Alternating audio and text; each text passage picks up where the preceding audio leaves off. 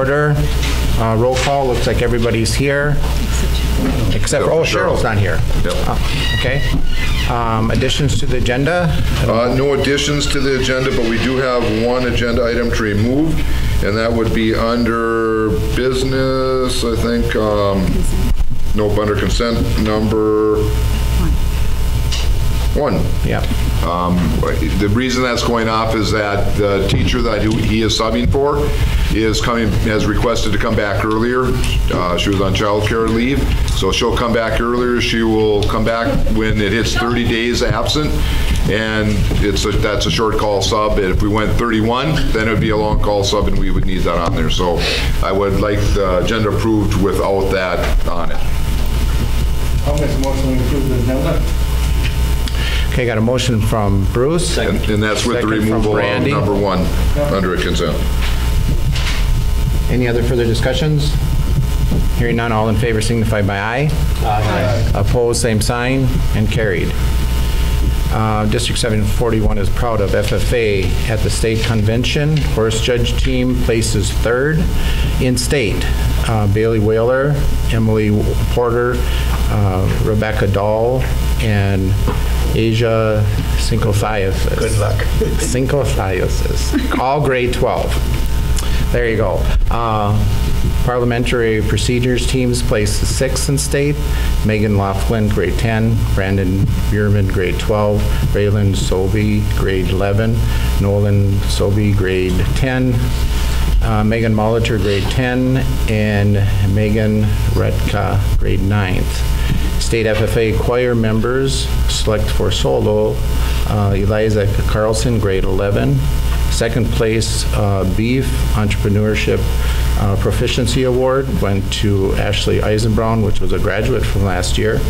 And then we have state or star placement finisher, and this is all the same person in this state degree recipient and officer of candidates was all Donna Horn, grade 12. And this was our first year that any of our candidates ever been on the chapter. So that's you're proud of. Anybody here for public comment? Don't think so. All right. So I think we're just gonna move down to receive reports from the Middle High School Student Activity Council. So, that's you guys, right? Yeah. Yep. So what's new and improved with you guys this year? This is always a fun time of the year for us because we can really find out what's going on with the student body here. So spill your guts. No.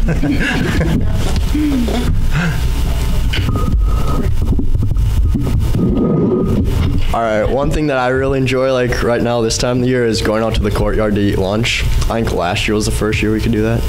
And during my lunch, it's full. We have like 1 picnic table and probably 5 other tables out there. Cool. Enjoy the nice weather. Success of you guys.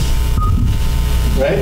They came here and asked us about it, and it took some time, but that's a success when you guys tell us what's going on. Yo, Good job. I like that.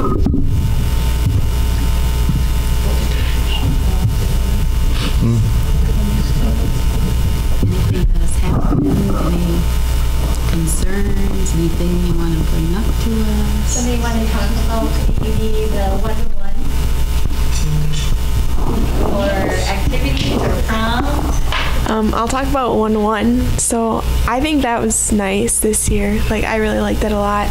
It's a lot less paper, and like for homework wise, like you can just bring home your Chromebook. And I really like it for math because you can have it like pulled up on your Chromebook, so you can see like what Heimerman is writing on the board as he's doing it. That was just nice. It helps me like understand more. So I don't know if that makes sense. Do you think that's the consensus of most of the students that you listen to, that the 1-to-1 has been a good thing for them? Yeah, I think so. Are you glad we went with the touch pads or the touch screen? Because I know that was a change at the last minute. Has that been a good thing? Yeah, I think so. Okay.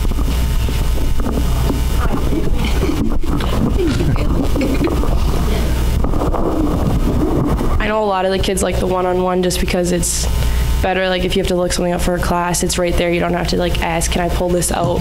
Like they know why it's there, and it's just a good thing to have. And like for Heimerman's class, I really liked it because I didn't have to carry around a big stats book all the time. I could just pull up the textbook on my laptop and I would just scroll, and all the charts and everything was just on it. So that was super nice, and especially for honors, it was really, really nice because all of our books were online for the most part, and all of your papers, and it was so easy. You just shouldn't even have us in the beginning year. I think we only had to print maybe one paper copy to do like a rough draft to have people peer at it. But otherwise, it was all online, and that was just super, super nice. And we just all sat in class on work days instead of having to travel to the computer lab, and the kids would be walking back and forth, and that was nice. So yeah, one-on-one, it's good. Prom was one of the things you said. I don't know. I think I'm like Spence and Caden are the only ones I think I could. And it was fun. After prom was a lot of fun to have it here. They keep doing better and better. I think every year just doing stuff that's just entertaining for kids to do. I know they brought up laser tag from the cities, and that was really fun. The bingo idea. Got to use the courtyards, have a little bonfire. That was really fun to sit out there and have kids like roast marshmallows. Spike ball. It was just all really fun environment, and it was a lot faster speed this year. Like they had it was smooth. It was really smooth. So that was a really fun part about it. That's all. So you guys didn't go anywhere else besides just came right here? All right, so for dinner? We went to Kimball Ballroom. Is it the ballroom or the? Yes. Yeah. And we went there, and that was new for a long time, and that was really fun. It was a bigger space, a new environment to kind of have, and I think for all around, it was probably it was the best prom I've probably been to. Everyone like during the dance and everything, like it was really good DJ, and like every kid danced for the most part, and it was just a good environment to be around. A lot more space. Kids could go walk around on the side of it and wouldn't get lost. Like if you didn't want to dance, they had a little kind of like room that you could still see like into, and kids were playing like cards and stuff, and they were just hanging out in there. So it was really nice. Good. Anyone else got something to say? Sports thoughts or? Baseball's at Lakers tonight. Yeah. Where at? Double header, isn't it? Oh, you're at Pierce. Pretty soon. Yeah, double header. Oh, you guys better win. Yeah, big series. Softball 6-3. Woo. Double the record from last year, so I call it a win. Yeah.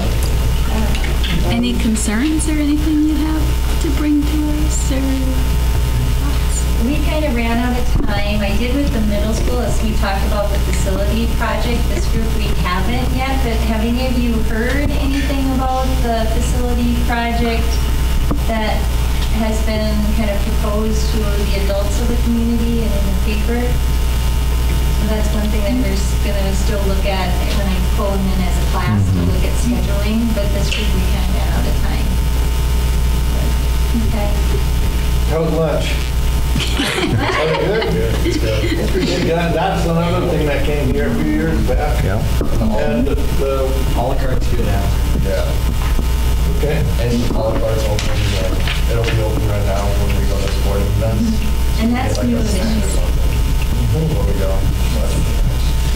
I mean, everybody's been working on it, but again, it started with you, people that were previous to you. So They did give a number of suggestions, the students did, to what they could do and work with the cooks. So I agree. I think the students had a great deal to say about what we do with the lunch lines to make them better for the students.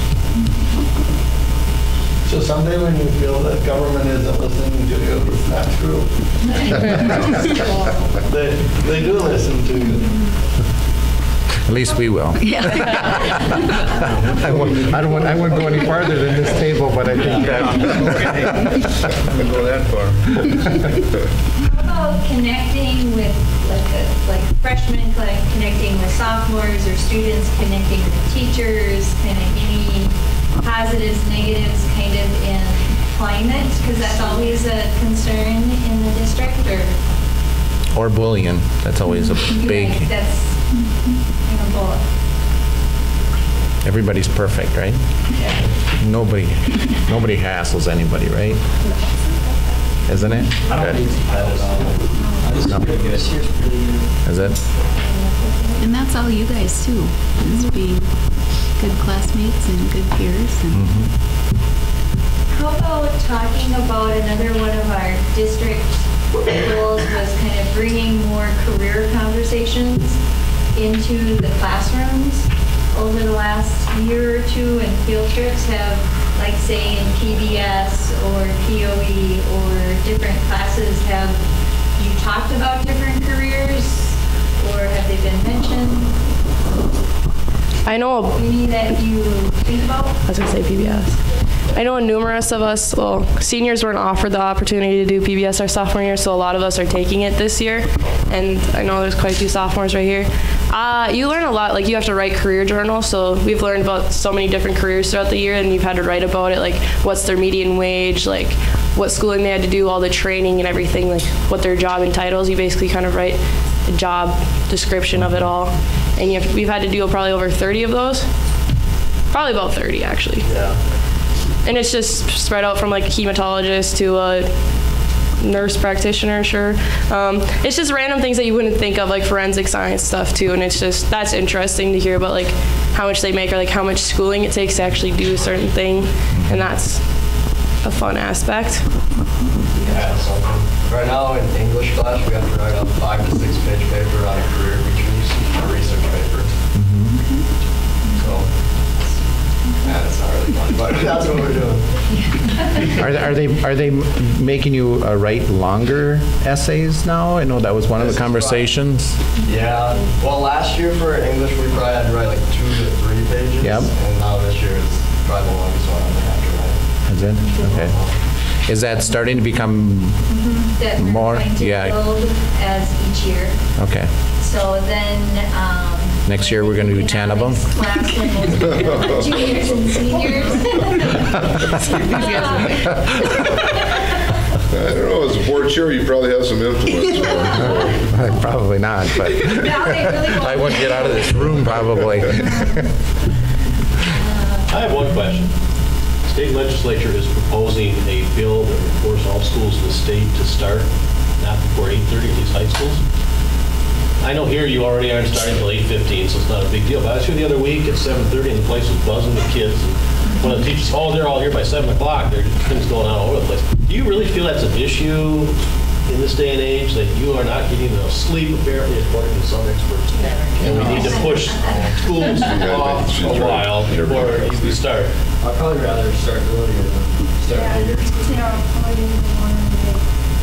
I think the aspect of a lot of kids coming here so early is like extra time. I think a lot of it is like just talk to your friends. Yeah. I get here, I live somewhat far away, so I try to get here a little bit earlier. I don't know why. My dad probably just drilled that into my head as I grew up.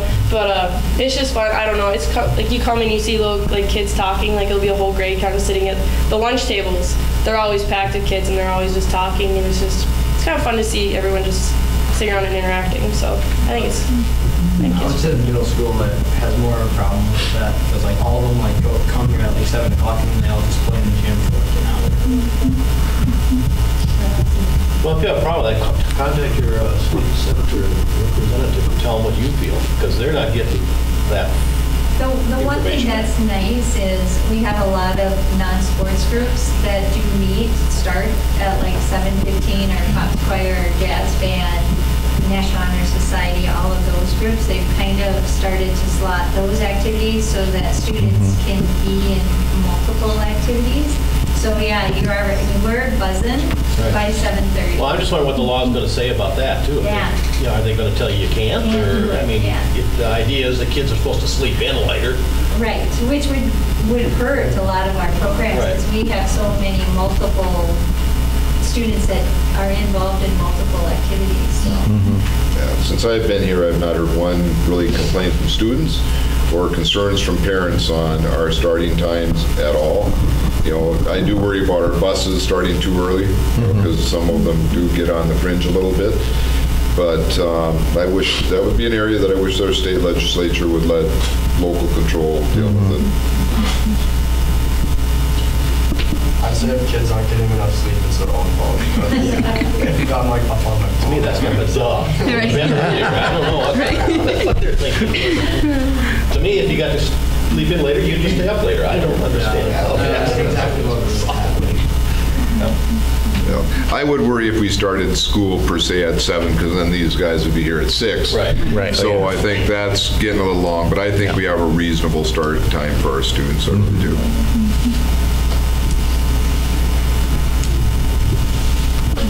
So you guys ready for the end of the year? Countdown is on. Seniors only have how many days, Bailey? Like 10, I think. So how many seniors out of this group then? Just you? Bailey's our only one. So, on to a new adventure. Yeah. Real life. In real life. Real life On the big world. Yeah. Oh my God, I don't know. I'm ready for it. Feel prepared and Yeah. ready to go on. How about our freshmen? What did you think of your first year? Is it different than middle school? A lot more organized. A lot more what? Organized, I would say. Okay. I think you guys all think you need a nap.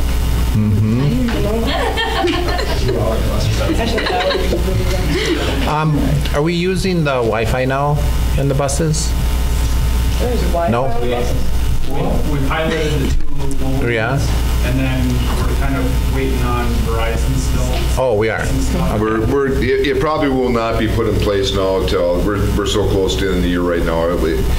The tower piece, I'm just getting them the final agreements. We finally have come to terms with each other, taking away my whole report now, but, but I think next year there will be at least 1 or 2 pieces that will be able to go on our longer runs for the students to be able to use it. So that's what I'm going to use that tower money partly for, so. So when you go to Piers, you can have Wi-Fi for to do your homework. I think it's a good idea. Working from home. That's the whole idea for the long trips. Yeah, I can't say we'll do it for the little short runs, but for the longer trips, I think it's a benefit for those that want to be able to use it. Not intended for movies. Nope. So you're aware, but I think for longer trips to do some work, I think it'd be great for kids to have the option.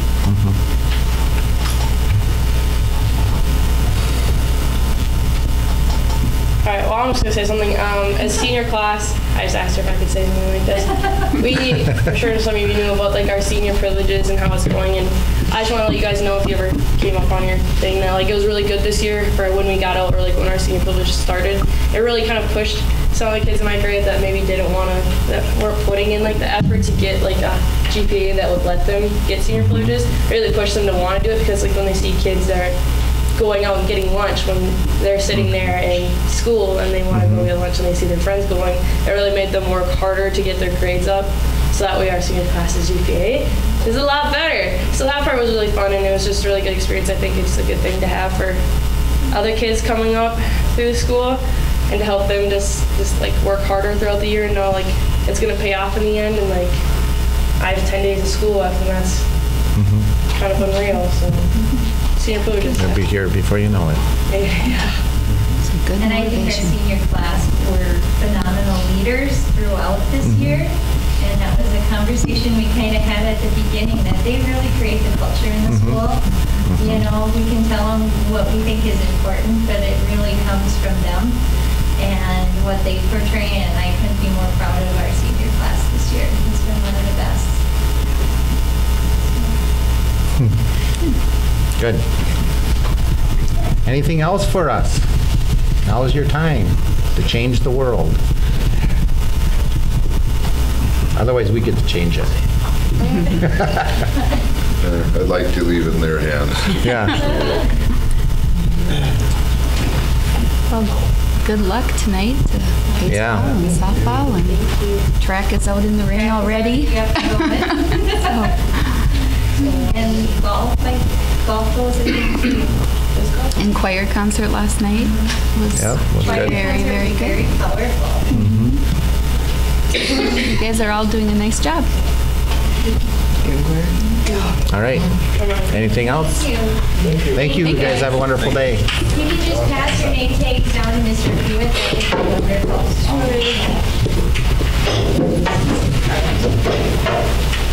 That would be wonderful.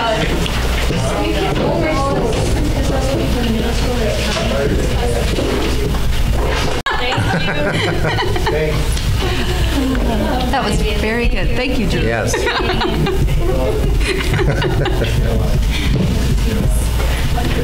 Okay, we're going to move on to the consent agenda? We need Or what? to still do Oh, we have to do the the minutes and minutes. stuff, yeah. Okay. We had public comment and then approve and correct the minutes from the April 24th regular school board meeting and the April 25th special school board meeting. They were in your packets. I'll make a motion to approve the minutes. Second. And a motion from Bruce and a second from Rick. Any other further discussions? Hearing none, all in favor signify by aye. Aye. Opposed, same sign, and carried. Consent agenda, review and consider approval of the resignation of Josh Thornston, school nurse, effective June 2nd, 2018. And review and consider approval of hiring Lori Nepson as the head coach for the summer program. Cook for the summer food program, effective June 24th through August 30th of 2018. Review and consider approval to hire Katie Welly as a kitchen helper for the summer food program, effective June 4th through August 30th, 2018. Number 4, review and consider approval of accepting the following donations, all donations for the elementary school playground. Yeah, just a few pieces, Mr. Chair. Just the donations, we're just getting them from all over the place. It would be cumbersome to bring in every donation that we're getting, so felt that it would be better just to approve them all right now, and we'll get them as we can. Certainly if there's big donations that we need to bring forward just because of that, but some of the people already are saying we don't want recognition and stuff, so we'll do that. As far as Katie and Lori, they ran our program last year. They're just going to run the program. This year it's kind of a separate thing, and we certainly hate to lose Josh. He's done an excellent job for us. He has a new adventure to go on. So with that, I'd say we'd love to have you approve that consent agenda. I'll make a motion to approve the consent agenda. So I got a motion from Heidi and a second from Lou. Any other further discussions? Just one thing, how much money have we collected for the playground so far? We haven't added it up. We've just been depositing.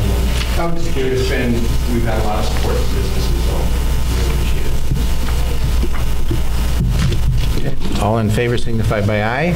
Aye. Opposed, same sign. And Bruce, we'll bring, as it shakes out a little more, we'll bring updates to the board on how that's going. Okay, number 2, review and consider approval of modifying the 2018-19 school calendar. Well, and yep, I know for the third time.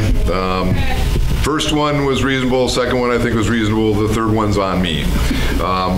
For some reason I had Martin Luther King Day down as the 14th.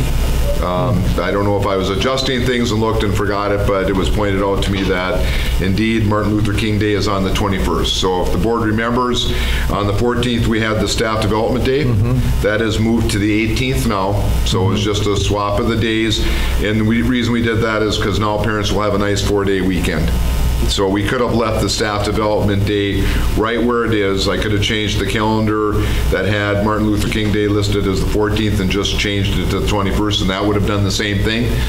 But to me, the reason that we had it this way without going the long weekend for the parents and the students was that I thought Martin Luther King Day was on there. So it's really a minor adjustment, but I think it was kind of a choice between possibly 2 or 3 day weekends or a nice 4-day weekend, and we went with the 4-day weekend. I think also the staff enjoys having that Staff Development Day on the last day of the week after a busy week. So I did talk with a few staff members about it, and that's what their feeling was. So I'm hoping that after you recommend this one, it never comes back to the board again. So, but never's a long time. So we'll just take it one step at a time. So I would like the board to approve this if possible, the modifications to the calendar. I'll make a motion to approve the modified calendar. Second. So I got a motion from Heidi and a second from Rick. Any other further discussions? Hearing none, all in favor signify by aye. Aye. Opposed, same sign, and carried. You can go down to that. Are they going to be ready pretty fast before we start, or? I would maybe do one more thing. Okay. Okay. Then we're going to move to 3, review and consider approval of symposium of a school district employee policy 408. Yeah, the next policies really are all fairly easy changes. They're built off the model policies. What I've been doing is just going back to the policies that were updated in the longest time ago. So these policies came up, we're going to be looking at 4 longer policies that'll come to the board later, but we need a little more time with that. But because these policies are relatively little change to them, the copies that you have and that our guests have, the highlighted piece is an addition. The strikeout is a removal. So I'm not going to spend a lot of time on these because there just were very little changes to it. If you take a look at the first one, they just changed a little bit where they gave headings to pieces that weren't there before. And the personal data was new. That was a new piece of it, but again, not very long. It just talks about the Minnesota statute classifying personal data. And the board has had a chance to read that. And then other than that piece, that's the only addition to this policy. So unless the board wants me to spend more time, as a reminder to the board, you also have the right to table, to have it come back for a second reading. These policies are all current.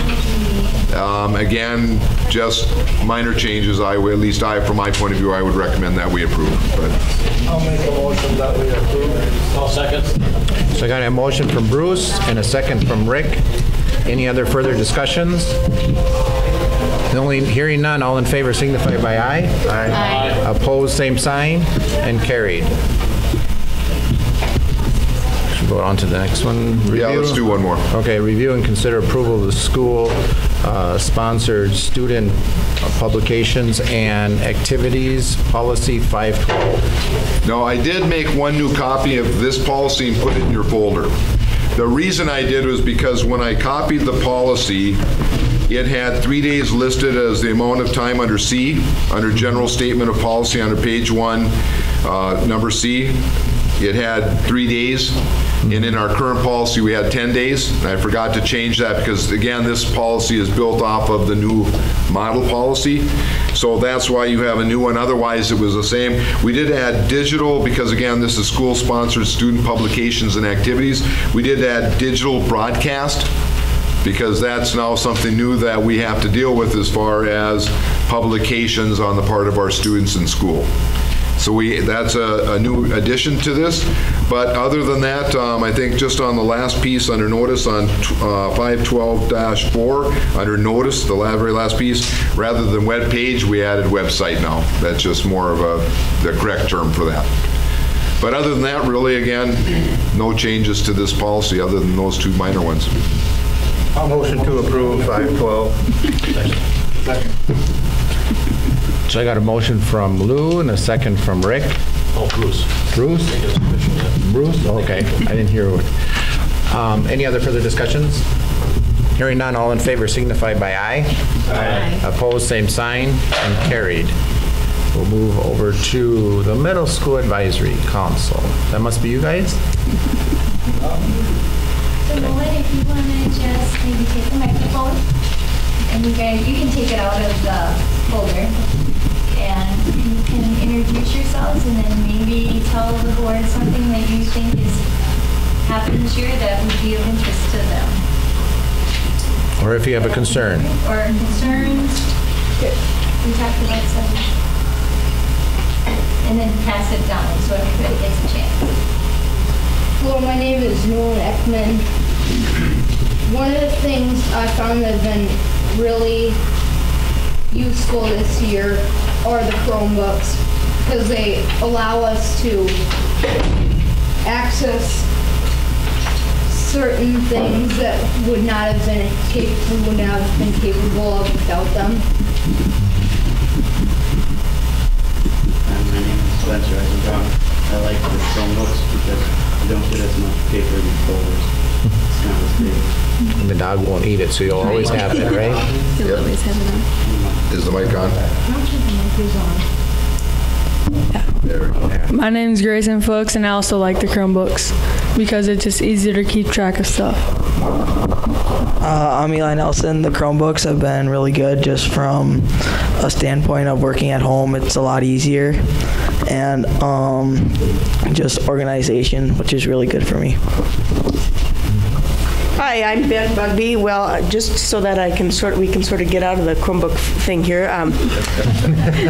I'll say, I'm really, since I'm now in 7th grade here, I'm really experiencing the sport aspect of school, and so I'm now in golf, and that's really just a good time for something to do after school, and it really sort of pushes you to go further and whatnot, but I'm enjoying that a lot.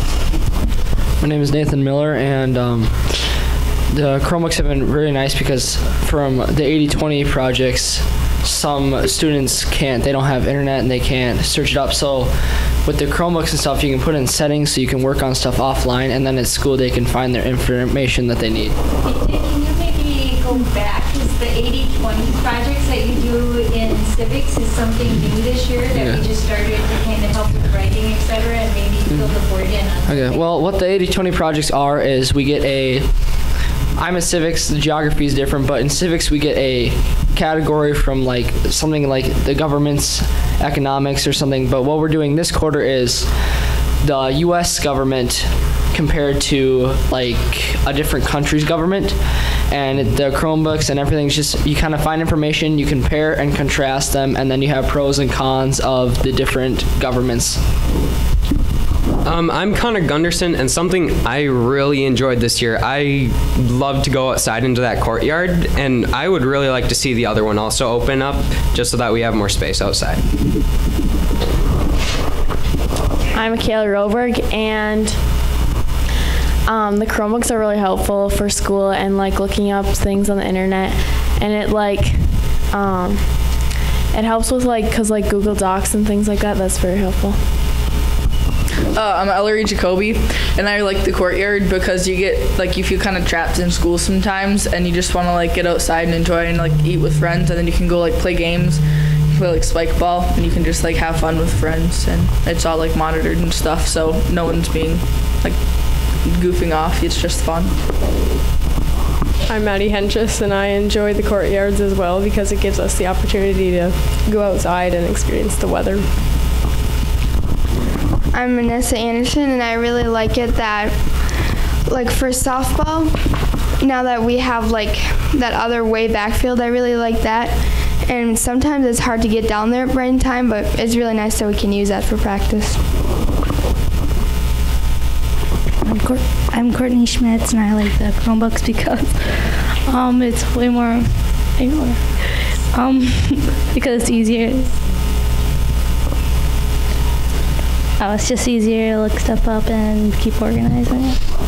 I'm Kennedy Mansell. I also like the Chromebooks for organization purposes.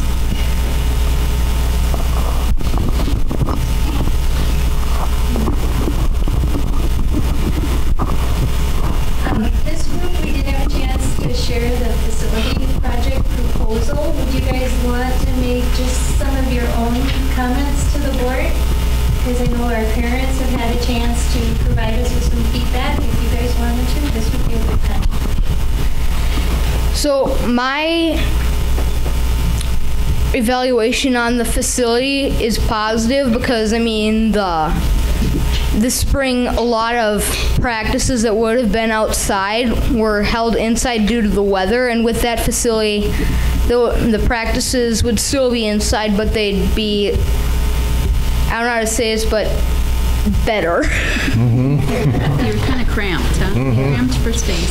I like the facility because for wrestling, we'd have to roll out the mats and pick up the tables in the cafeteria, but now we might take the downstairs one, and the varsity might have the upstairs, the one that's the new one. I like the facility because when you have tournaments, there's only 2 gyms that you can play basketball in. Now you'll probably have more now with the facility. The facility would go good with the new baseball stadium. We could put cages in there, and then the teams could, like junior high, could hit in there too before the season, because this year we only got to hit one time before our first game, and things would run a lot smoother in fall and spring.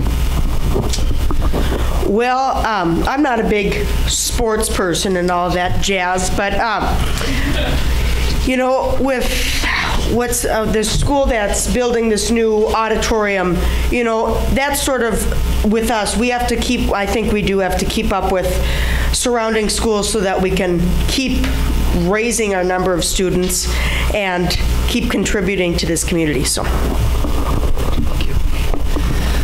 I feel like the facility would be really helpful because it gives us more space to like do some like workout and stuff, and also that with the wrestling, moving the mats it's a hassle. So by the time we get that done, we already have about 10 to 15 minutes off of our practice that we could use for more valuable time.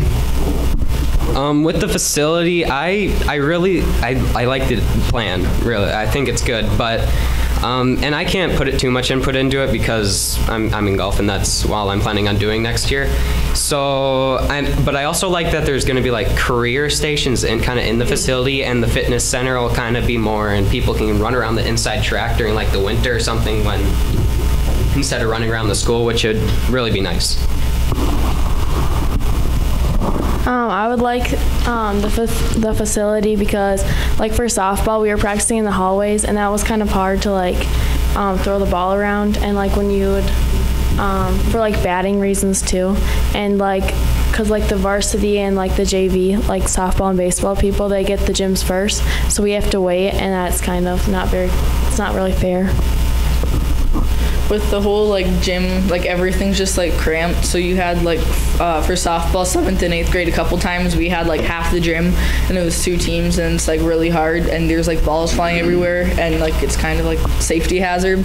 And I also like the idea of the new facility because like the new highway, how they're expanding to 4 lanes, and I think it'll bring a lot of people like towards Paynesville and like makes us look good. So I'm in softball, and for a couple of times we had to cancel practice because there wasn't any room for us to go anywhere, so it'd be nice to have a lot more space. I like the idea of the new facility because I'm in softball also, and like sometimes we'd have to cancel practice because like we wouldn't have any room. Like every hallway in the school is like occupied. Like one hallway would be track, the other hallway is like middle school softball, and then high school. But like with the facility, like we'd have more gym space and then more room like to do stuff. I think the facility center would be a good thing because it would be a community purpose to it too, so it'd be open for everyone and everyone would get to use it.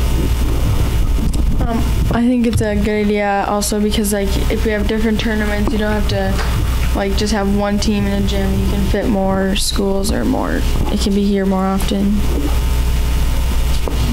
I have a question. It looked like it was unanimous. Put your hand up if you're in favor of the facility. Okay. How many of you would be willing to go out and talk to groups like the Lions Club and Chamber of Commerce and let them know from your experience what it's like? Because they listen to us and they don't always believe us. But you guys know what's going on and you know what it's like to have limited space.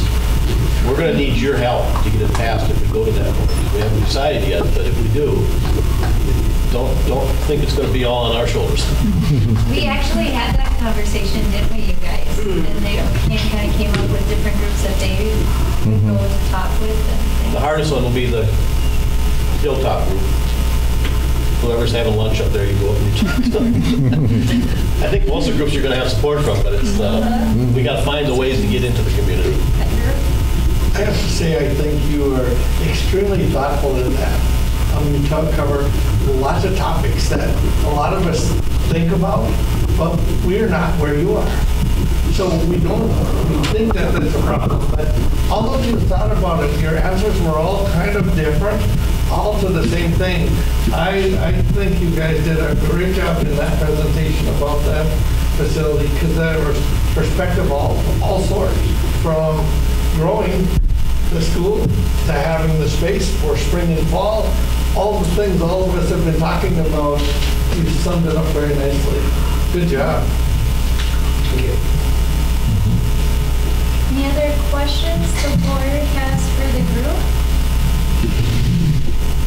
How's lunch? Yep. I think you should ask that. We had a good conversation about lunch. Go ahead, guys. There's goods and bads.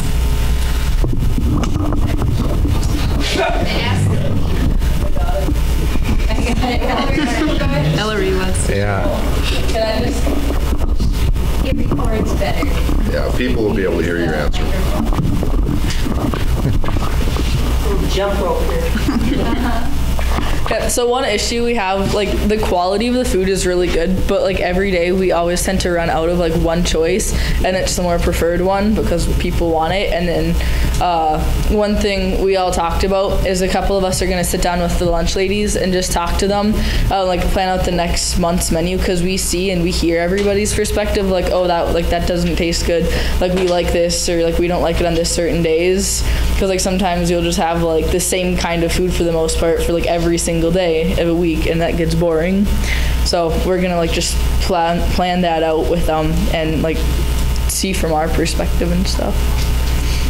And I think that's really good. Like you said, you guys are the ones talking to each other, and you hear it firsthand of what the preference is for choices. And so I think that's a good idea to sit down and discuss that with the cooks. Some of the best choices gone. A number of students obviously then don't get that. Mm-hmm. Is it quite a bit? Quite. Some people. How do you recognize that there's an issue there? Some people don't even eat if they don't like it, which happens like pretty often. Because people get let out at different times, and it's very inconsistent. We're supposed to be let out at the second bell, but a lot of teachers just let them go before that, and it's kind of. Well, actually, the teachers, so that we don't have them running in the hallway, is they stagger the release so we don't have as many kids going down the hallway, but then that who lets out early rotates through the year, and we have found that our behavior in the hallway is much better for that. So that's why the staggering or the difference is. But we did talk about the 6th grade, like picks, and they talked about the elementary. Does somebody want to talk about if we had students choose? Kind of where that discussion went, talking about that. Okay, so at the elementary school, the teachers, they say, okay, well, this is what's for lunch, what do you guys want? And they have them raise their hands, and they take a count and and then they send it down to like the lunch, like they call them and say, hey, we want like 19 of this and 10 of that or whatever. And we were talking about maybe doing like a Google Forms or something so we could like count it. But overall, like people like to change their, like they see it and they're like, oh, well, I thought it was like a different kind of chicken sandwich, so I don't want it, or oh, it doesn't look as good. And people like change their choices, but I don't know. Because you guys do realize it's a tough job for the cooks to figure you out, because you're the ones that determine kind of what, if they knew what you guys wanted every time, it'd be easier for them to plan their meals also, right? But some of this is quite trackable, right? So if the kids don't eat when their meal is gone, are we tracking that stuff? If the stuff that they really like is trackable. You know, when the school program went on, I went onto the federal site, the U.S. Department of Agriculture is in charge of your food program. But when you get onto that site and look at it, the school program of food is to teach you, or to make it so you learn. And the studies are all over that when you have hunger pains, that you don't learn so well. Pretty simple. Not a complex thing. And the studies are all over on that. So it's a big thing that this communication you're talking about and working with the cooks, that you let them know.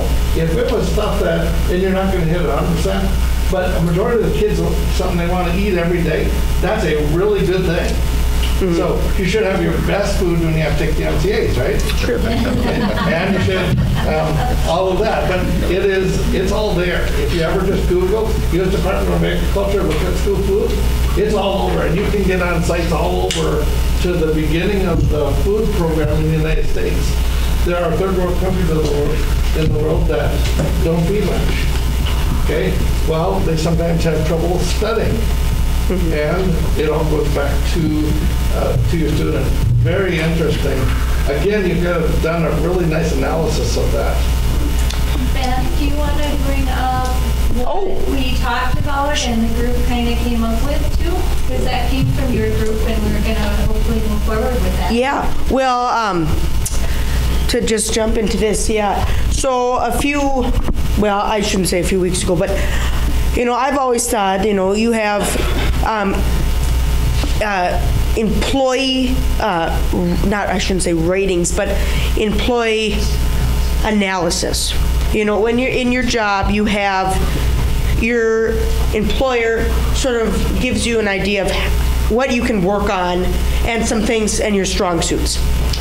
Well, so with that, I was thinking we could sort of flip that around so where, in sense, the employees, the students, could be informing the teachers on sort of how they're doing and giving them something they could work on and telling them what they should continue doing or try more of. And so I think we almost voted anonymously on this, that we want to move forward with sort of in every class, just a little 10 question or 10 or... We came up with 10 questions. Yep. So.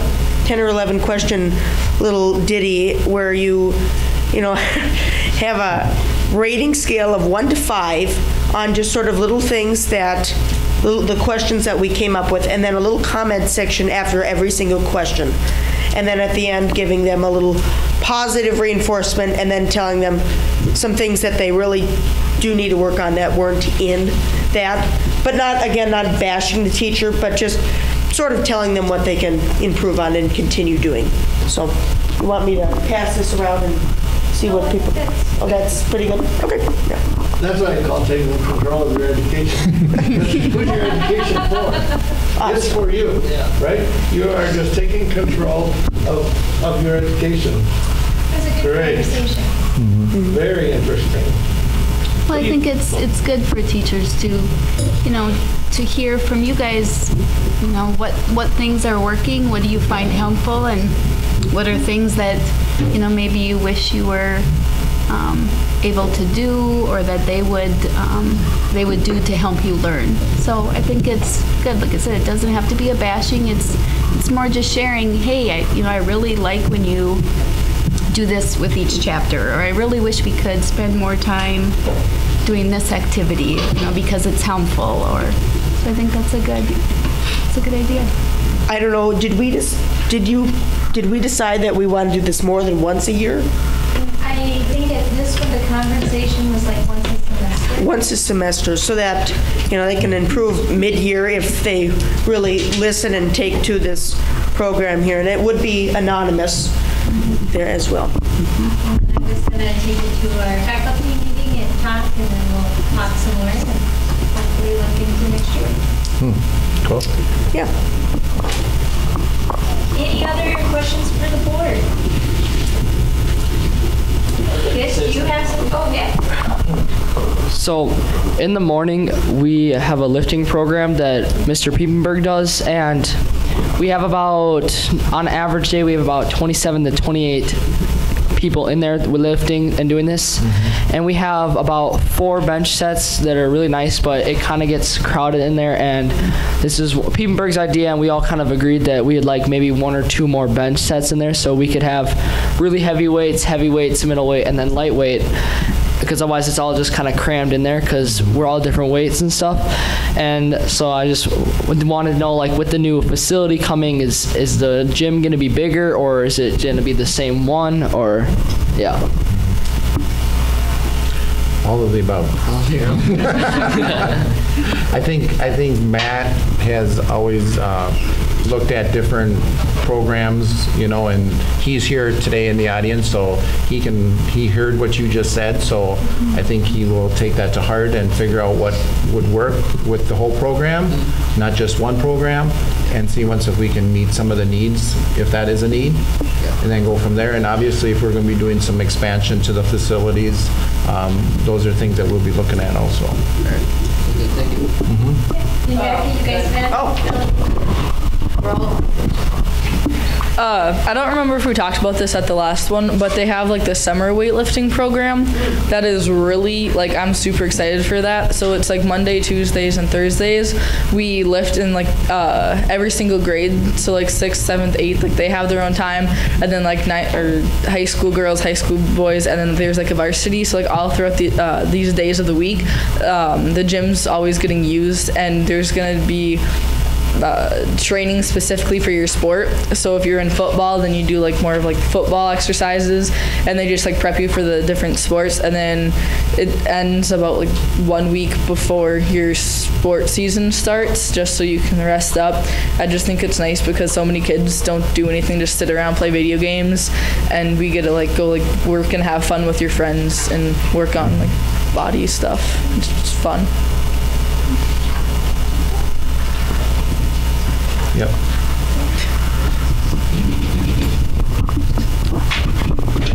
Go. We know who you are already. Thank you. Mark, we also have 2 young men here that were part of our computer class that have been using 3D printers. Oh. So I don't know if you'd like them to talk now or later during mine. I think it's up to the board. I think maybe because they've got their own time limits, why don't we have them talk now if it's all right with the board? I agree. All right, so why don't you guys come on down and maybe have a seat down here, right down here. Right by Noel. Yeah. Come over here by Noel. No. He's a band teacher. You didn't want to be a band teacher? No. You don't want to be a dentist, do you? No. All right. And you guys introduce yourself and then go ahead and kind of talk about your class and then highlight maybe the 3D piece. Okay. Hi, my name is Caleb Freeler, and I kind of learned about the 3D printing aspect of it when I was in first quarter in computer lit, because we were doing a snowman in Microsoft Word with like all the shapes you can do. Mm-hmm. And she said it would be, and she being Mrs. Nevitt, mm-hmm. said it'd be really cool if someone could do this in 3D printing. So I said if she could find me an easy CAD program to run on the Chromebooks that we have, because our Chromebooks, they're good and all, but they really don't have as much like processing power as mm-hmm. like it would require for like full-on CAD and mm-hmm. stuff.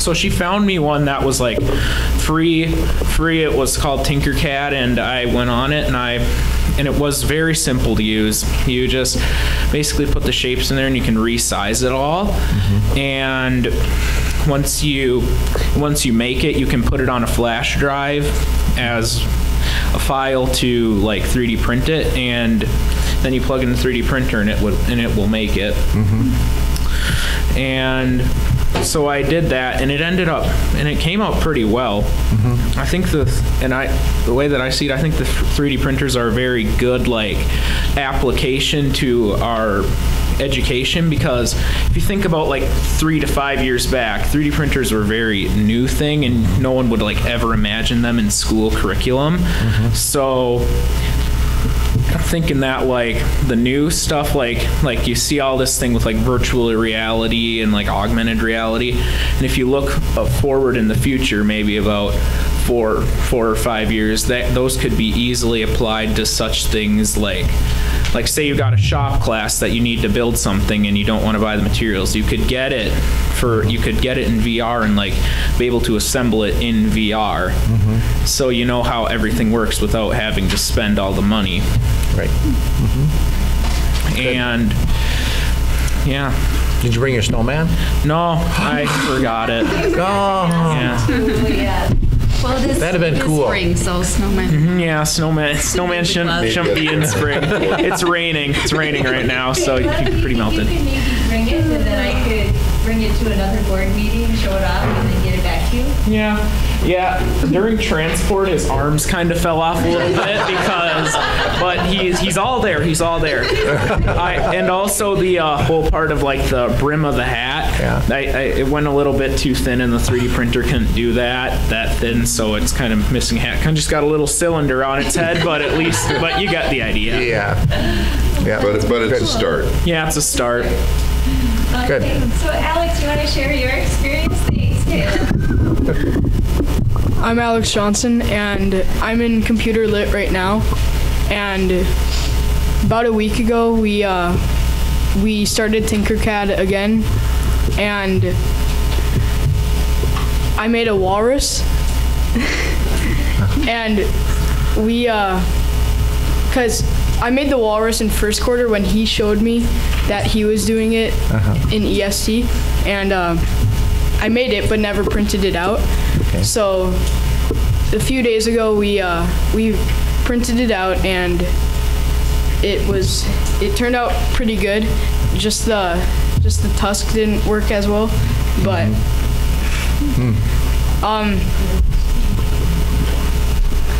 I think that the 3D printers are really important because like some staff might need something printed and or it's broken, so they could print that part and put it back onto whatever they need fixed. So. Cool. Something I would like to add is also this year we got a class it's called PLTW Robotics, and that's where you like build stuff out of like metal and stuff. You screw it all together and stuff, and like say you're like missing, they have like plastic chains if you need to like build something that has a chain belt on it, and those you could probably easily print on a 3D printer. If you're ever like missing something, you could just add one. So, and I also think like I don't know how far back PLTW Robotics went. I think it's I just don't really know, but I think that's also a pretty good class, like learning to be teaching to be creative and such. It's very impressive what you guys are doing. I know I can do it. No. So, good job. Yeah, and you did a very good articulating what you're trying to say, so that's very impressive. So, good job. Just bring me your snowman. We just take pictures of the snowman and walrus, and I could bring them if you just send me a picture. That'd be probably the best. Yeah. Then you don't have to worry about the arms. Right. Yeah. Just draw it on there. The arms already fall off, so. Could you print a new one? I mean, I could. The file is still on my Chromebook. There you go. Well, good. Great job. Thank you. Yeah. Is there any questions you guys would have about it? No, I think we see a lot of this here when we go to our conferences down in the cities and stuff. We see a lot of different schools that, have started these programs, and it's just really, really, really nice to see that our students are embracing the new changes that are happening with 3D printing or just anything in technology, because that is going to be the way of the future, as you said, and we need very creative people, in those jobs to be doing some of those things. So it starts here. So. I read an article the other day that they believe that some businesses will change dramatically, that they'll no longer sell, and they were talking about shoes, that they will no longer sell shoes, for instance, in a store. You will buy the patent, you'll put it in your 3D printer, and you'll print them. So it'll be an interesting world. And like if you look at like surgery and stuff these days, like most of the more delicate surgeries aren't done by hand anymore. They're done by like robots that got programmed to it that can do a more precise job than humans can. Right. And it's all around just a better experience. So like the doctors don't have the stress of like, did I cut the right thing or not? Well, it's still a lot of human interventions, but that's where the dexterity of the fingers, when you guys are playing your Fortnite and all that other wonderful stuff that you guys do. That's the dexterity of their fingers, and robotics and stuff like that is part of it, but the other part is that human intervention and being able to do that. And so what you're doing today, even just by games and stuff like that, is really huge, because in the future they're going to be using your fingers and things to make the finer details of how things are being processed through and stuff. So kudos to you guys, though. It's very good. Well, thank you guys for all your time. I really appreciate you spending it with us this afternoon. You can probably head on back to your $7 class. Great information, everybody. Good job, guys. Oh, could you pass your name tag? All right. Yeah, if you would, that'd be great. I think we're on number 5. Review and consider, Policy 403, yep. Yep. Review and consider approval of the discipline, suspension, and dismissal of school district employees, policy 403. Yeah, this is just what it says. It's for the suspension, dismissal of school district employees. It's not talking about students. This policy in itself virtually is untouched. So it's really just a renewal of the policy so that we know, at least at this point, we have the most updated policy that MSBA is recommending. Motion to approve policy 403. Second. So I got a motion from Bruce and a second from Rick. Any other further discussions? Hearing none, all in favor signify by aye. Aye. Opposed, same sign, and carried. Review and consider approval of the student and employee with sexual transmitted infections and diseases and concerns with other communicable diseases and infectious conditions, policy 420. Yeah. This particular policy really just is what it says. It's public concern that students and staff of the school district are be able to attend the school districts without becoming infected with serious communicable or infectious diseases. So it's really the policy that deals with that. We can't discriminate. At the same time, we do want to make sure that everybody is safe. So that's kind of what this policy is for. Very little changes again to this policy. If you look under general statement of policy under students, it just was a little more formatting than anything else. And the same with employees when it talks about the employee piece. Then you get to page 2. Examples include, but we added this from just because we thought, but are not limited to. Sometimes when you give examples, people assume that those are the only examples, but there are more examples than that. We did put school nurse in there, and that's the same as we currently have on our current policy, that the school nurse would be the person that is placed in that. And then under reporting, we just cleaned it up a little bit. It got rid of Minnesota Department of Health and infectious disease. So it reads, if a medical condition of student or staff threatens public safety, it must be reported to, and they used to give more exact information. It doesn't need to be exact. It's really the Commissioner of Health that we need to report it to. And that was changed to reflect that. And on the last page, it was just a simple getting rid of containment. The current policy just didn't feel like we needed that piece. So, any questions on that particular policy? It's virtually the same policy as it was before. I move that we accept it. Second. So I got a motion from Rick, a second from Randy. Any other further discussions? Hearing none, all in favor signify by aye.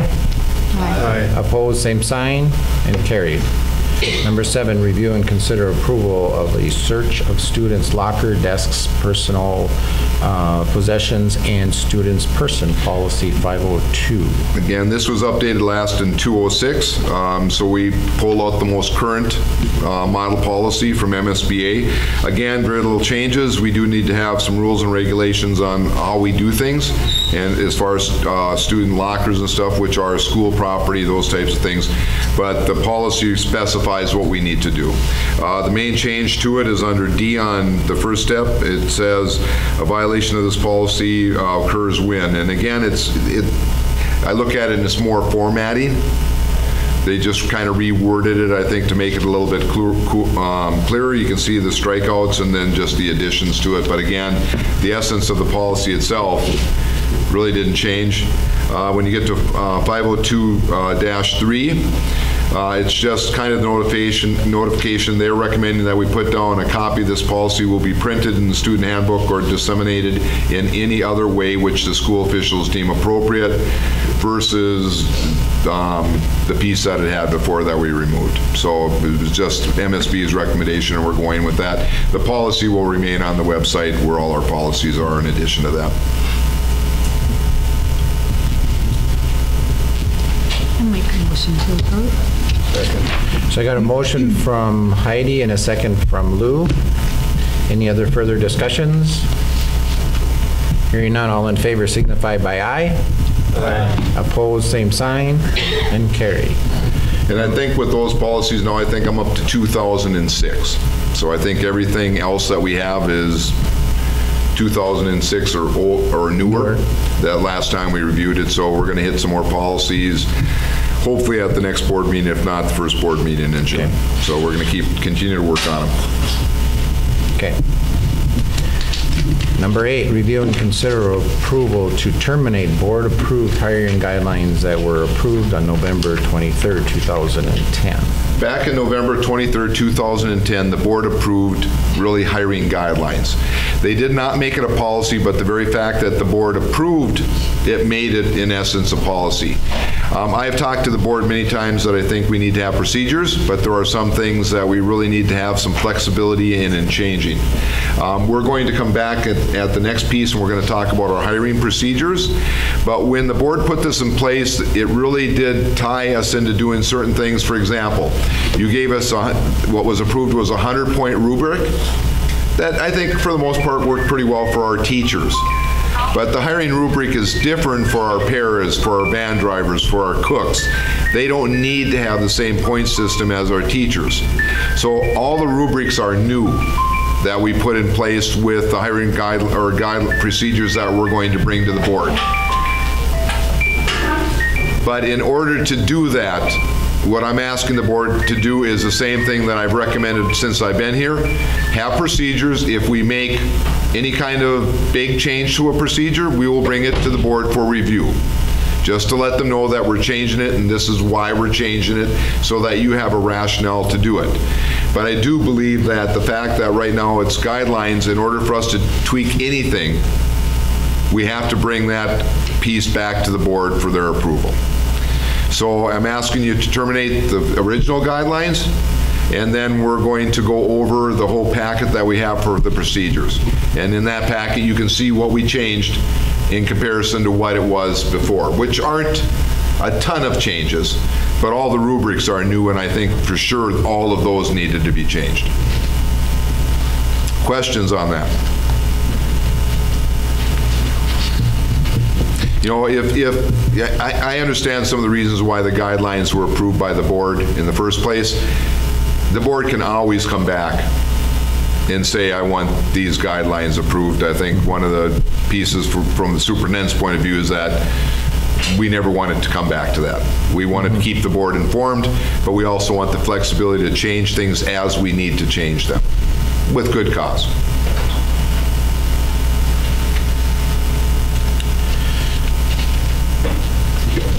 And I guess my only comment is because I was on the board back when that was approved as, and I think we've had many other discussions since then regarding what's policy and what's procedures, and I think we're back to where we set policies and the procedures are administrative decisions of how those are going to be handled, and it just makes it easier for administrating on their level. Again, like Bob had alluded to, is that, the board can still come back and change it if we want to. If we see that it's starting to slide back where we weren't comfortable with how the hiring processes aren't being handled, the board has every right to question that at that point in time. So I would feel comfortable making a motion to send that policy or procedure from 2010. So I make a motion. We want the board to feel comfortable. So I think if there is part of the superintendent's job to make sure that it doesn't get to the point where the board doesn't feel comfortable with how we're proceeding with things. The procedures that we'll go through next will be posted to the website, so anybody can see them. It's no secret, and the board can certainly review them whenever they want, or they can certainly say, it's been a long time since we've talked about the hiring procedures, why don't you give us an update? But from my point of view, if there's changes that are significant, I mean, if I add an "and" to something where it doesn't change anything, I may not bring that back to the board. But if there's any significant changes, it's going to come back to the board anyway.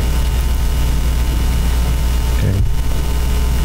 I got a motion from Mark and a second from Randy. Any other further discussions? The only comment I have is if something goes awry, we're all going to hear about it, just like we always do. So generally everything goes pretty smooth, and I don't have an issue with this at all. Nothing has really changed. No, to tell you the truth, other than giving us a little flexibility from the administrative point of view, when we go through these, we've added a little bit of language, but in essence, you can see that there's not a lot of changes to the very policy or procedure guidelines that you had approved.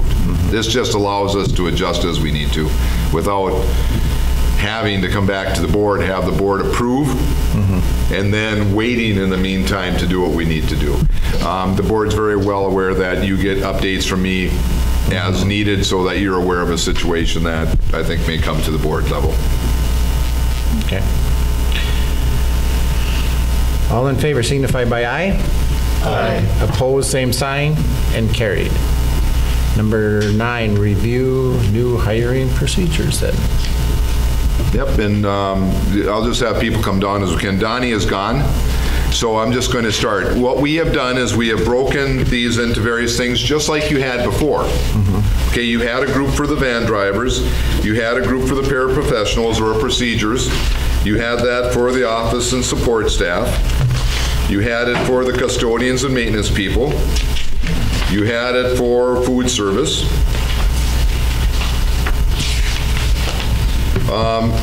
you had it for the administrative group. One that I found interesting is that when we went back and looked, there was actually some discussion about coaches that we could find, but nothing was ever approved on it. So we also have a piece on the coaches now that were coming through. So the procedures that you can see are highlighted. I have strikeout, where I'm eliminating something. I have it highlighted in yellow where it's an addition. So when you take a look at van drivers, we just added the administration and/or building and ground supervisor when we're looking at van drivers. We'll review job descriptions. The purpose isn't to evaluate them. It's really review them with the candidates. The evaluation of it is really done through the Hay system that was developed. They evaluate. That committee that we put together, that ad hoc committee that uses the Hay system to evaluate hiring, our job descriptions is different than the hiring of itself. Everybody understand? See that? Okay, so they'll review the job description before posting it, just to make sure it is what we want. And I think probably our job descriptions are the next thing that might need to be looked at, because they're getting old too, and things do change. Then it says the superintendent will bring any significant changes of job descriptions to the school board for review. So we did put that in our procedures just to make sure that that is always there, so that the board knows that we need to bring it to you if it changes. And then it says the district, and this is new, will post the opening on various sites as applicable and other various media dependent on position to find qualified candidates. We got rid of the specific stuff that was on there because the world's a-changing. Okay, how we post now may not be how we post tomorrow. So we want to post, we do want to hire, so we're going to post it to wherever we think we're going to find candidates for the position. That language gives us the ability to do that. Then it's got the 100-point we had attached there, because now when we have the guidelines, the 100-point rubric will be there. And then on the very last strikeout piece, it says superintendent will communicate with the administrative team in dealing with the contract. Has nothing to do with hiring. All right, and then we did change, and this is the same on all of them, so they're not going to go through this every time. It used to be that the board, because remember, you approve the policy, it used to say the board retains the right to modify as needed. Now it really says, and we wordsmithed it just a little bit, it says the superintendent retains the right to modify as necessary and will review changes with the school board as needed. And that will be the same in all of these policies. So, when we go through things, we're not going to cover all this language over and over again, but a lot of this language where it says about the superintendent will bring any significant changes, that's in most of these policies. Any questions on that? Because this is easy enough, it just explains what we're going to do in order to post and hire, and the committee that will hire, and that's in all of these. As you can see, a lot of it didn't change. It's the same language that the board of... Following students, please stop at the office. Ashley Ozzendorf, Blake Samuelson, and Colby Staub. Ashley Ozzendorf, Blake Samuelson, and Colby Staub, please stop at the office. Okay, not seeing anybody get up, so we're in good shape. So anyway, and then you get to the van driver 100-point rubric. Now this would be a place where we may reformat it without coming to the board, because there's sometimes we might want to put something up in the top box and not in the lower box, and we might look at all of these and try to keep them fairly similar. So if all I did was reformat this, placed them in different places, that might not be something I bring back to the board, because there is no significant change. When the policy committee looked at these, and we did bring these to the policy committee first, there were certain things that we just thought were more important than other things. Example of that would be reference letters. It was really the feeling of the committee that nobody's going to put a reference letter in there that is a bad reference letter. So they don't have as much point for those reference letters as other pieces that we thought were more important. When they offer a position, they still make contacts with references in addition to that. So I don't think it's necessary, unless the board wants me to go through each one of these with each one of the groups. The board can certainly look at, we just move things around based on what we thought. For instance, a resume. At one point, the main rubric that you had the resume in there. Remember, we had to use that rubric for everybody, right? But that's just not something that my van drivers or my cooks are necessarily going to have. We get that information in their applications. We didn't think that we needed to have it in the 100-point rubric for this group. It will be for administrators, it will be for our teachers, those types of things that we thought was important. All right, any questions on at least the van drivers? Okay, then we have the paraprofessionals, and I think I did most of that. Dave, you're okay with me just going through this one? Same thing, if you look at the paraprofessional group, same language is up at the top.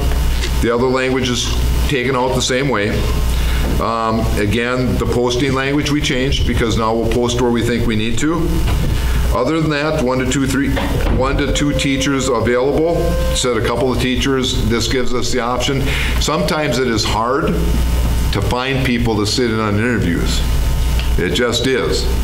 So in the case of paraprofessionals, we have 1 to 2 paraprofessionals. We try to get as many as we can. We'd be fine with 2 if they would say that, but sometimes we're lucky if we can find 1. So that's kind of the main change there, and then the change down at the bottom again. And then you get into the rubric. And again, it was just changed based on what the policy committee thought was important for the paraprofessionals. In this case, you can see we think paraprofessionals, a resume was worth some points for them. All of these policies have the piece with the veterans and disabled veterans. So those pieces are there. That's additional points that they can get for that. And we have coaching also there. But you can see in this one, some of the font isn't the same. We had a little trouble adjusting this one. We'll redo this one so that it looks the same as the other ones. I won't bring that back to the board. That's cosmetic. All right? Any questions or concerns on this one? Office support, it is the same thing. We changed it for the interview team from a selected team of 5. We went from 3 to 5, so we added 3, we got rid of 4. because before it said 4 to 5 staff. We wanted a little bit more flexibility with that, depending on what we could get. And then the other language is exactly the same, and you get to the 100-point rubric. Again, this one is built specifically for the support staff.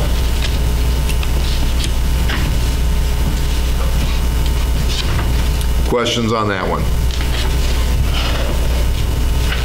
And again, you could, you're not approving these, so if you wanted more time to just look at them and bring them back for a second review, that's fine too, because this is just a review. So if you see concerns in there, custodian and maintenance is exactly the same thing. And again, this is built off of the guidelines that the board had approved before, so you can see that there's not a lot of changes. These are the same changes in the other guidelines. And then you get to the 100-point system, or rubric, which is again different than the original rubric that was placed there.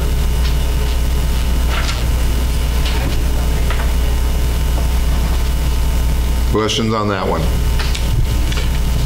Why wouldn't you have the resume on that one?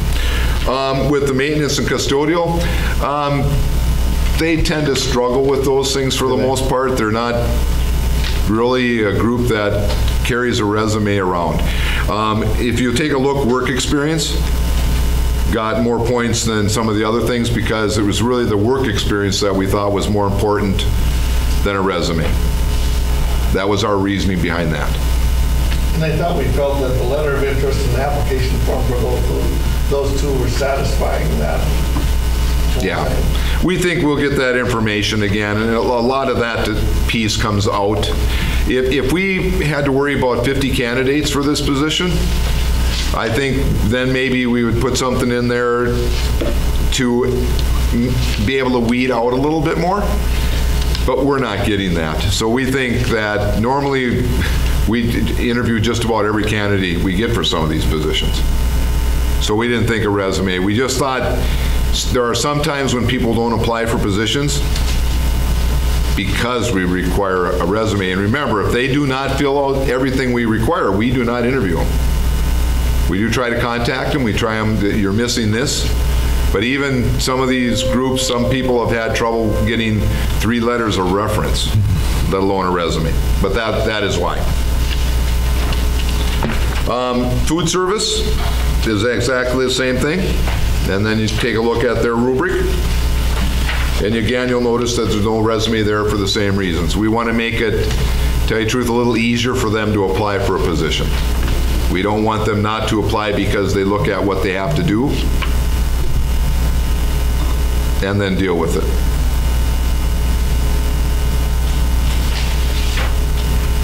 So you can see the pattern is the same as what the board had established in the first place. Okay. And then administration, we just added the director, dean of students. That's Max's position right now. Then we added the other same language.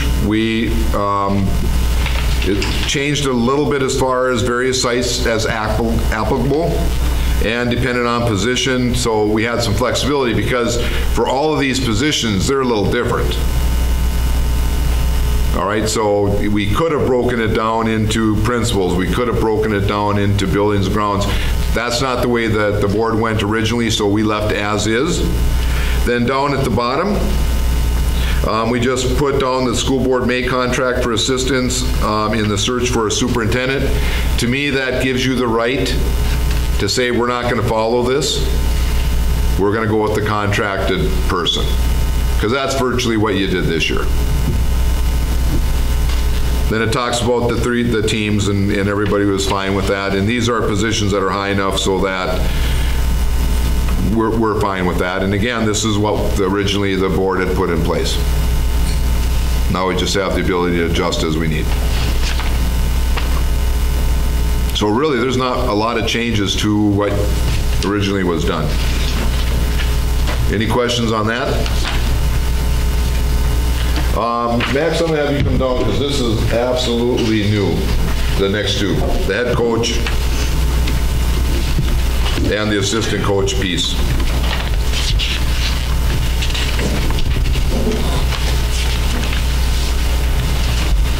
And did we miss, Lori, I missed the teaching one in this packet.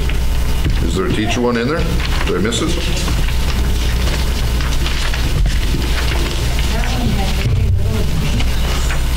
Yeah, I think if it's open. At least we know which ones are more important. Oh, do not do that to me. Oh, sorry. Oh, Max, I'm going to pay a price. You're going to have about 70 people on you. Say that because you're athletic. Yeah. Just reformatted though. Yeah, in fact, it was because for the most part, if I can speak for that one, for the teacher one, I apologize for not having that one in here, but it was just reformatted, for instance. It all stayed virtually the same because your rubric was built for that group. Yeah. So really the formatting, I'll make sure that you get a copy of that. Let me know if there's any concerns that you have. I can certainly bring that one also to the board. I apologize for that, but I will make sure that you see it. And if you have any questions, either talk to me or not, but that one's virtually the same also as these. Okay, Max, sorry. Yeah, I think maybe one thing to add too about the hiring policy is one thing we discussed was the application process. Currently right now we have one non-certified application that goes for every position, and so it's possible that would change in the future, and then that might change some of this stuff. Yeah, our application right now is a lengthy, complicated thing for some of the groups. Some of it is just fine. People plow through that stuff. Our licensed staff, for instance, and thanks for bringing this up, Max, our licensed staff, for instance, has no problems. They're used to going through that. But when we get to our cooks and our maintenance people, and it gets to be a lot. So we have talked, and it's not right now, but we may come back to you at another day and review our applications, and they may be different applications for different groups. So be aware of that. And that kind of segues into the 100-point rubric for the coaches. So that points are for resume, licensure, letter of interest, reference letters, not necessarily the application or the questions, because a vast majority of those don't pertain whatsoever to coaching or extracurricular activities. There's some of them that you can, but it's certainly a stretch when people are filling out those questions trying to make them applicable. And then experience makes up 65 of the 100 points. That's the 100-point system. You just want me to go through the whole thing word by word? Go through whatever you think the board will find of interest. This is a little different in that this one wasn't even approved originally by the board. Yeah, so I guess one of the main differences is for a head coaching position and assistant coaching position. So for the head coaches, you'd have minimum of 2 administrators on the hiring committee, as well as at least 3 people. And the assistant coaching position, the head coach being on that hiring committee with the activities director. And basically, it's important to have that head coach have input on the staff that they're working with for obvious reasons, because the assistant coach is in a lot of ways a subordinate to the head coach and working in that regard. So the postings and stuff go out the exact same way. Post it, all of them, within staff and outside of staff at the same time. In the past, that was a little bit different. We would post it in staff first and then go outside. A big deal with that is by following that, we'd get ourselves into huge time crunches at times, because we'd find out in 2 or 3 weeks prior to a season starting that it's not going to work out for somebody to be a coach. And so to email the staff, that's how we post it within, and then find out that nobody's interested in 2 weeks. Now we're going to get it out, and we can't get people then to fill the positions in a timely manner, and so the kids pay the price for that. So we just do those at the same time.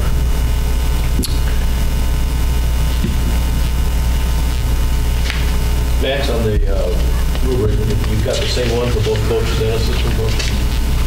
Yep. Okay.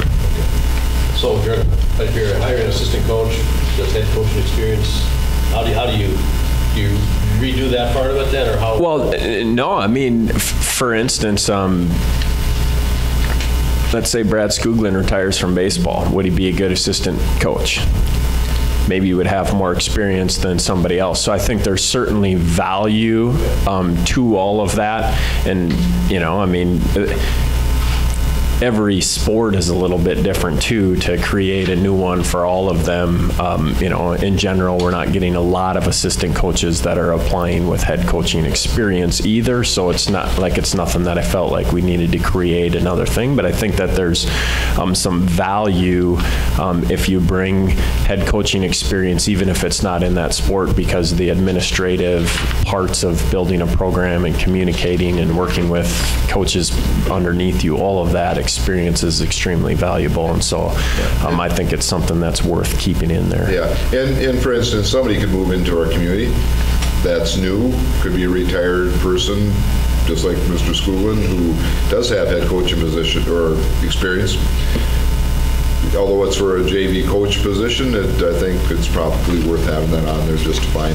I think you'd probably find it out in work experience and during conversation anyway, but I think if you're looking, again, these aren't to hire. These are to help guide you who you're going to interview more than anything. And that experience would make sense to me, I think.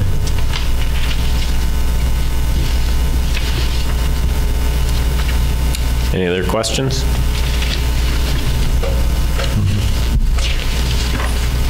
Thanks, Max. Maybe Ed? You want to bring up anything, any specific things?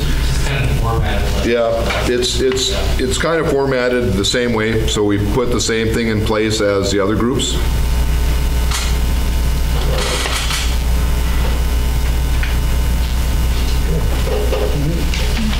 So, and then it's got the rubric, and it's one rubric for the whole community at peace, and you can see pieces there. And again, these will all be posted. I'll probably wait just a little bit to reformat some of them. But other than that, we will put them on the website within a short period of time so anybody can see them that wants to, including community members. Okay. Questions on this? Any concerns that you see? And if you do, you can call, because again, the nice thing about this now is that if there was a concern that we saw and it came up, we can make the changes as needed, come back to the board and say, be aware, and then move forward. So there's no approval you need.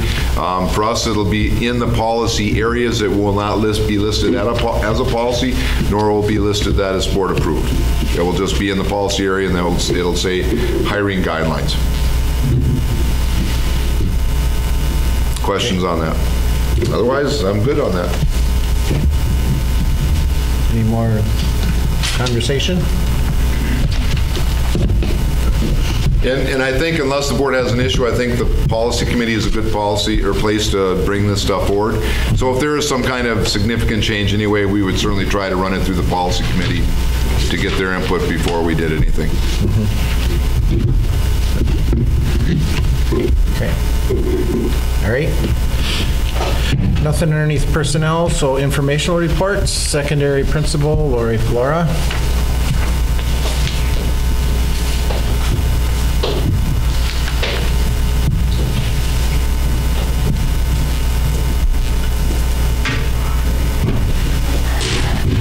Well, I don't know that I'd be able to top our students. They did a phenomenal job. So I'm glad you continue to allow them to come in and talk with you. I think it's a neat perspective for them to share.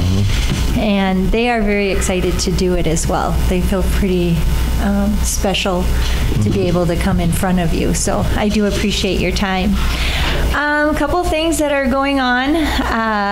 May is here. Testing season is completed in our building, and the end of the year events are upon us. We started off with our last high school concert, which was phenomenal.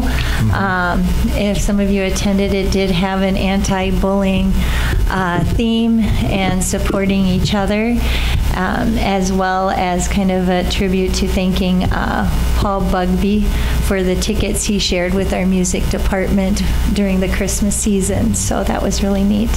I would like to also thank Dominic Plato and Allison Jensen for working with our students for the school part of the prom, and the juniors that were involved in that committee. They did a phenomenal job, and they all came out feeling like it was a great experience, both parents and students that participated. And also my hat comes off to Carrie and Paul Shoemaker and all our parent volunteers that helped with the after prom. I would agree, it was the smoothest prom season, if you want to call it, that I've had in my 13 years here, and I think the kids truly enjoyed the day, and I continue to thank the community for supporting it, because it does all fall back on their support, or we wouldn't be able to hold that event. We do go to Roto Chopper with our whole 8th grade tomorrow to tour their facility, and they're going to talk about all the different positions that are there. And I'm actually also bringing a couple students that are interested in manufacturing internships for next year, or apprenticeships for next year, just as one of the companies that are interested in partnering with us. So to get them out in that area. And just in closing, I was also hoping our Ag Foods would be a little bit further in their project. They are also learning Tinkercad in making cookie cutters for their cookie unit. So they'll be making their own cookie cutters, but they were just starting that process. So, but any questions that you might have for myself? It's going to be a busy May. All right, thank you. All right, elementary school, David Orline.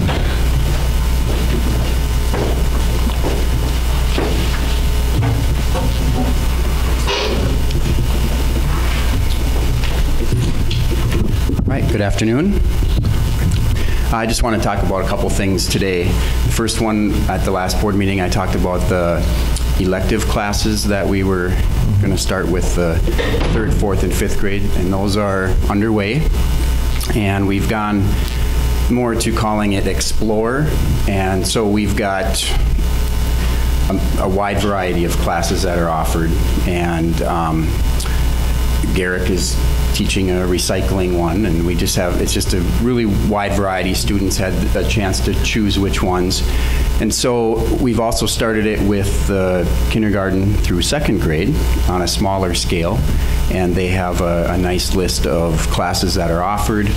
Students are signed up, and those first classes are going to be on Thursday, and then 2 weeks later they'll have another session. So we're really excited about the opportunities that are there for the kids, and we're hoping to build on this for next year and maybe do it a couple times throughout the year to give students a choice and give them an opportunity to explore, make a connection to school and to staff, and really just be involved in something with different age levels and learning a passion. So we're really excited about that. The other thing is the color run. So we have a playground committee made up of some staff and some parents, and it has been a whirlwind, and I'm just really proud of the work that everyone on the committee has done. It's been organized. It's been really with a straightforward goal of doing what we can to upgrade and revitalize the playground.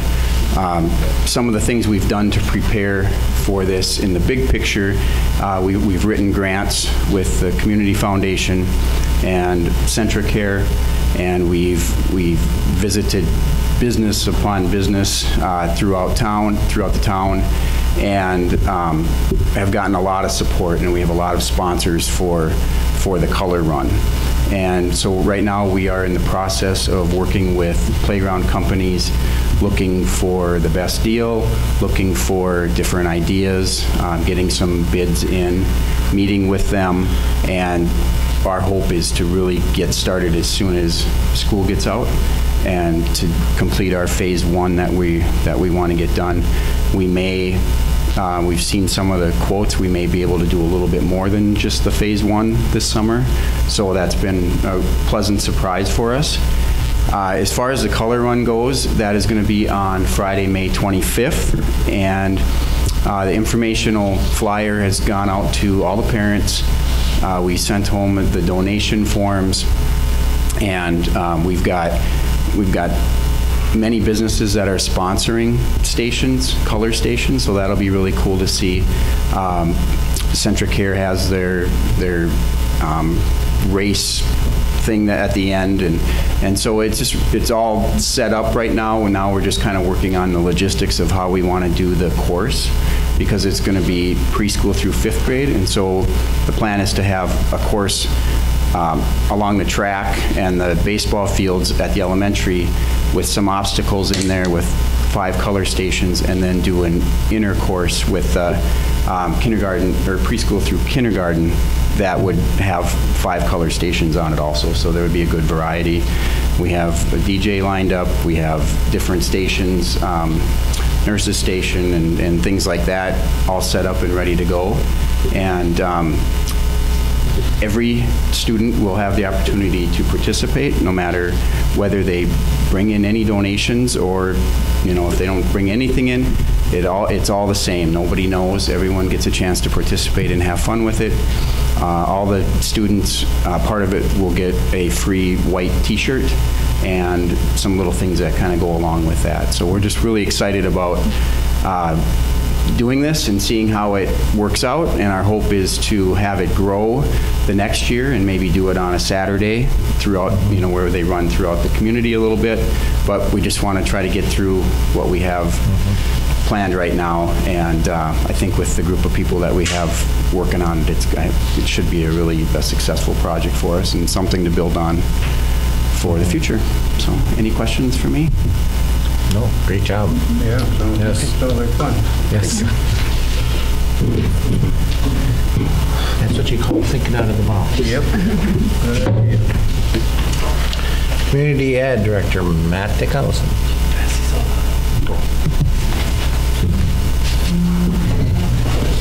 All right, good afternoon. Passing out the new brochure that's out since our last board meeting. Many new activities and programs there. At the last board meeting, I talked to you guys about starting a BNC TV sports live stream program. And I'm proud to say that we've streamed 7 baseball games already this year. Our goal is just to try to do a couple of each of those sports, and the kids that have taken off are doing a great job. I'm really proud of them. Their commentary is really fun. If you haven't seen any of them, they are on our YouTube channel. They're growing, and they're really learning a lot about, kind of mapping out the game, what things to talk about between the innings, and learning the stats, and they've just really run with it, which was really exciting. We were going to be doing the softball game tonight, but with the rain, there's no grandstand, so we can't risk our equipment being out there. So we're going to try Thursday's softball game. So. Yeah, and I have to tell you, I thought it was really cool the day, because you got my email and you said, remind me how to get in this. Yeah. So in the background when I was working, I had on one of my screens the baseball game that was going on. I was listening to it as I was working. The kids really did an outstanding job there. They just fun. Really have neat rapport between each other, and we are working on the video. We are having issues in our grandstand that the camera wants to focus on the net, so it's really blurry. So we've got some new cables. We're going to try to move our camera outside the net and try to up our quality, our production quality. But it's fun. So I think they're learning, and it's a good service to our residents. Fitness centers had a really busy, strong winter. I appreciate the students' comments about adding more benches and stuff. It's always a balancing act. I shared that with our advisory council today, of being a community center, community fitness center, and a high school, middle school weight room. So trying to have that balance is tough. We only have so much space, so they'll consider that. Working with the area center, I'm on their board, and we're looking at a grant application that many of you remember years ago, Lou, the portables at the elementary. We got those over at the area center, and they're being used as storage now. We're actually drawing up plans for a grant to turn those into a community arts center maker space, so a full functioning wood shop and an art center for pottery, jewelry making, stained glass with a kiln and all that. So we have an opportunity of a grant, and it's a 3-year, $100,000 each year grant. It's pretty exciting. We have no idea if we'll get it or not, but I would keep the board up to date on that if we do get that. It would open up a lot of programming opportunities for multi-generational things, just our community in general. So that's all I have today. Any questions? Nope. Thanks, Matt. Yeah, thanks. Thank you. Activities Director, Dean of Students report. Max Mahar.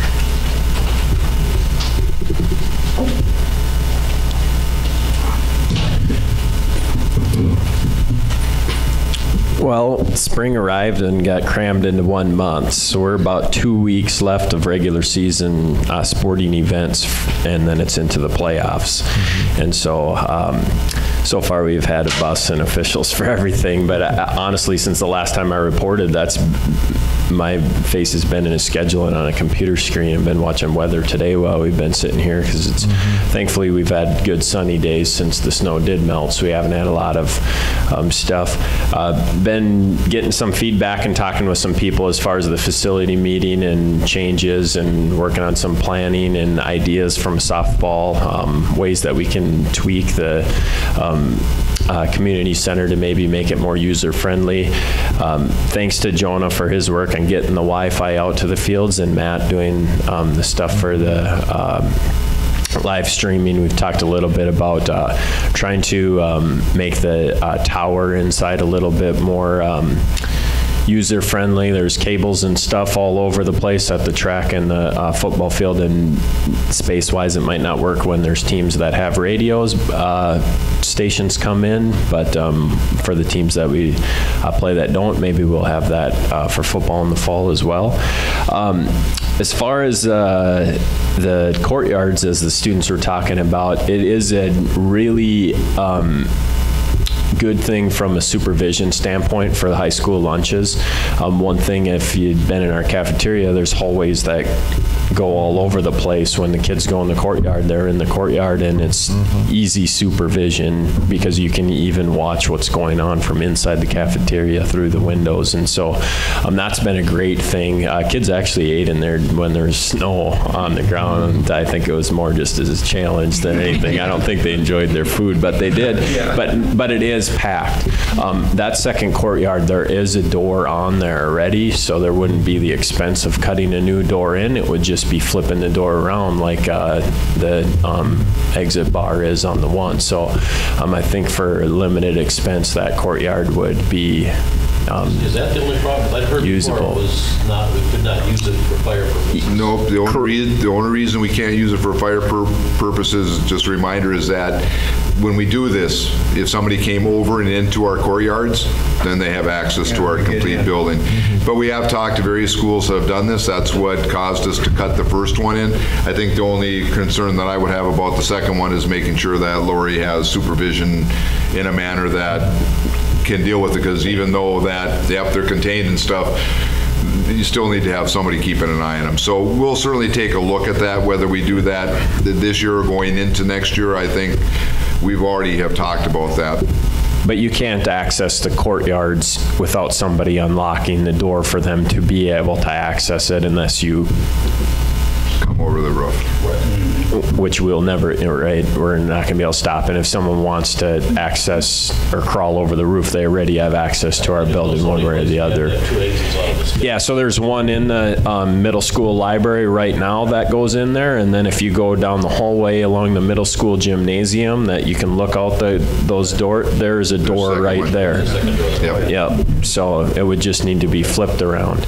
And then additionally, as far I can just speak from the weight room standpoint and the using that for activities, and I don't want to undermine what the kids are saying, because it's fantastic that they're in there, and we need to support the people that are in there doing what they do. I've had groups much larger than 27 in there at a time. You just have it's never going to be big enough to bring our entire student body in there. Matt does a fantastic job working with us, and if we need equipment, even the funds from the fitness center revenue have helped us put equipment and stuff in there. So it's an ongoing discussion, but it's definitely improved upon from where it was when they say there's only 4 stations. Last year at this time there was only 2, so it's obviously grown, and kudos to Matt for doing that, and to a grant that we got from our competition that a student won. I think you're doing a good job balancing it. There is a balance there, because I hear from community members, we're paying for that, that's our money that goes into it. We want the kids to use it. So trying to balance that, it's got to be tough. Yeah, and when they say they have 27 kids or whatever, we have a lot more than that are in the football team alone that we go in there for team lifts. And it's a matter of when they're younger and they're in the junior high, it's not as easy to say, you guys go over here, you guys go over here, because you're trying to work with them all and they're less experienced. But it's, everybody can't do the same exercise at the same time. And I don't think that we can set it up so that it's set up to do that, because we don't have the space for that. So you'd hate to put in, you'd have to double, even 2 more stations. They're still not going to have what you want in there. So like you say, it's a balancing act, and it's doing the best that you can with what you have and what's efficient, and you can make it work. So the weight room now compared to what it was prior to that addition, which is a closet that stuff's stored in. And I guess my only thought too would be that, I know that you put up on there when there's 5 classes in there, so if anybody wants to, okay, there's going to be 5 classes here, I'm not going to come in at that time. I don't know, is there any way of publicizing when there's going to be large groups of athletes in there that people could then just publicize that too. You do? Yeah. Is in flux is the only issue with that. So it's not as some coaches, like in the fall, Max does know who comes these certain days, but if it's raining in the spring, it kind of fluctuates there. But we posted that morning group that the students were talking about, that was posted all year round. That just ended. In the fitness center or online? And online. Okay. Yeah. if it was a rain out today for baseball or softball or track or what, like, they'd probably be somebody would be in the weight room, and that's another Talking about regular schedule. Yeah, yep, we do that. We work with our coaches, get that schedule to Matt, so it's posted on there. Also, when they one thing I missed at the community meeting that I wanted to get out there, when we talked about even in the winter time for practices, not having late practices, it didn't mean the gym would be empty in the evening. It meant that youth programs would be able to get in there.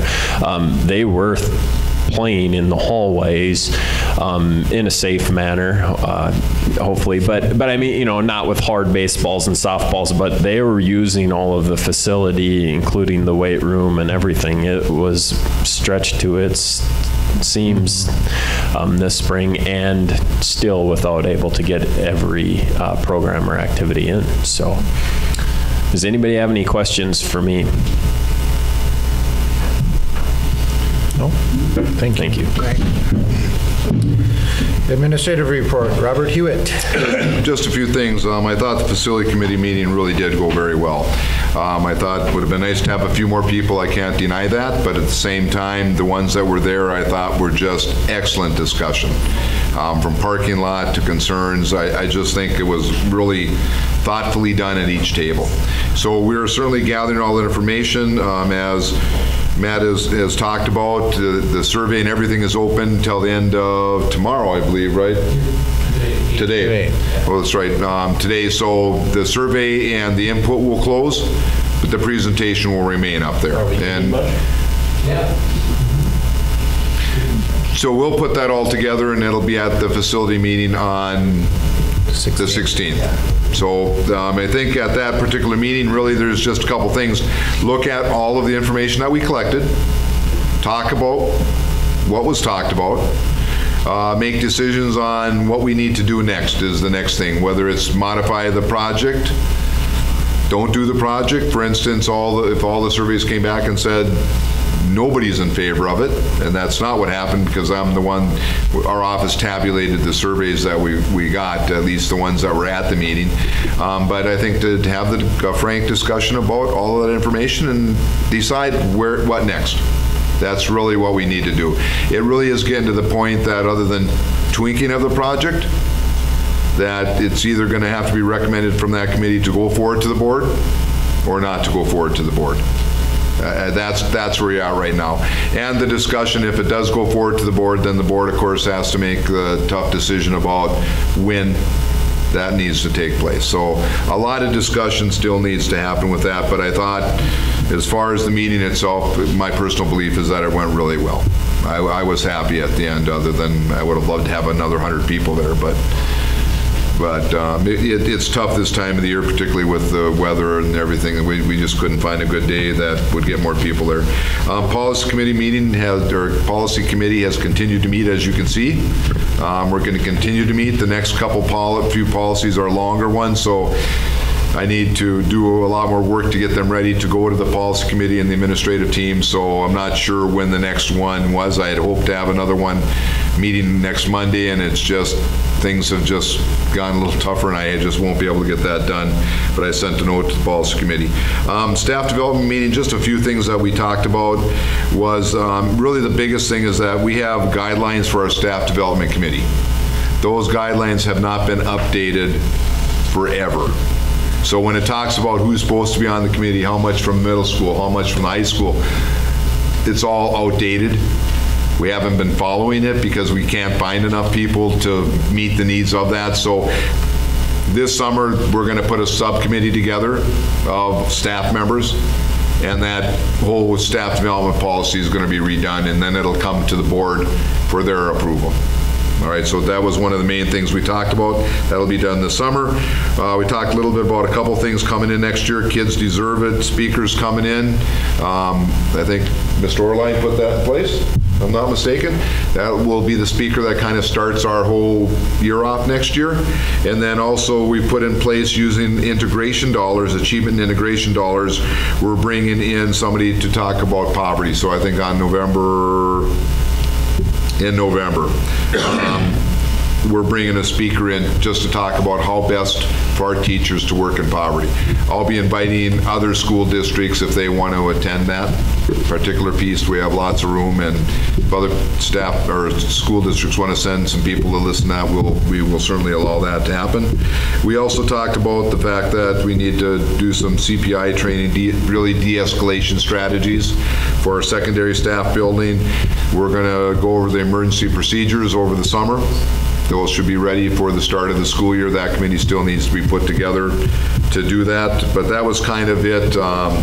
For that, we have some people working on digital curriculum over the summer, which fits right into our one-to-one initiative, so that we don't have as many textbooks.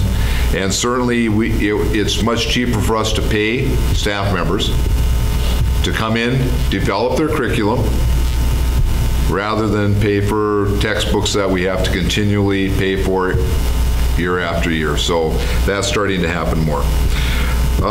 Rise agreements moving forward, I think once that's in place over the summer, they should have that all done, and then next year we should have some funds that don't come out of our general costs to be able to implement some things for the Wi-Fi on the buses. So we'll be bringing in $2,000 for the electricity for that, and $3,000 a year, $1,500 for each antenna. So we're going to continue to move down that path so we can use those dollars. We're looking at setting up time for the CT Advisory Committee. We met once on that. Randy and Bruce, it's an ad hoc committee right now.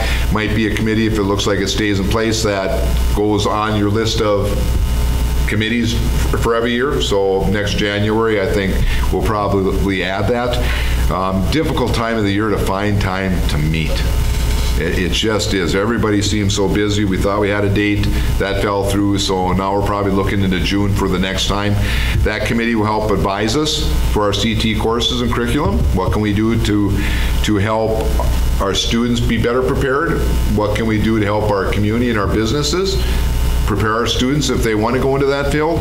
And then also, they're going to be the ones that will help us use the $110,000 that we've got. They've already approved our robotics but we have other things that we are going to bring forward to them, and that committee will be the one that we bring them forward to.